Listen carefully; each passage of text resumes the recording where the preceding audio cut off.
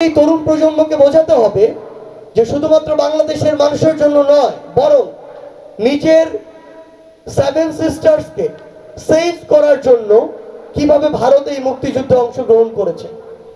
যেই seven sisters 71-এর আগে তাদের ভিতরের যে কালচার, মতপার্থক্য, বিভিন্ন ধরনের পরিবেশ পরিস্থিতির কারণে প্রায় বিদ্রোহের মধ্যে থাকতো, ওই সেভেন সিস্টার সংলগ্ন যখন পাকিস্তানের একটি বড় অংশ ছিল, তখন ভারত এটার ভয় পেত যে কখন আমি না দ্বিখণ্ডিত হয়ে যায়।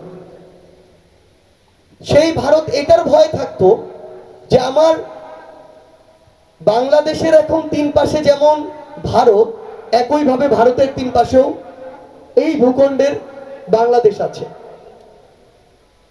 আবার এই ভূখণ্ডের সাথে এক পাশে আমার মিয়ানমার, উপরে নেপাল, ভুটান, পাশে আমার চীন।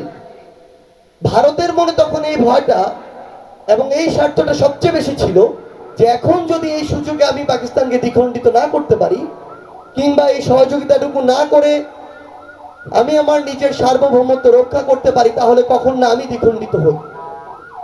সো তারা যখন নিজের সার্বভৌমত্ব রক্ষার জন্য এই যুদ্ধে আসলো, তখন এই বাংলাদেশের সবচেয়ে বড় থ্রেটের সম্মুখীন হলো আমাদের সার্বভৌমত্ব। এবং সেই থ্রেট 1971 থেকে শুরু করে এই 24-এর অভ্যুত্থান পরবর্তী সময়ে প্রত্যক্ষ এবং পরোক্ষভাবে ছিল।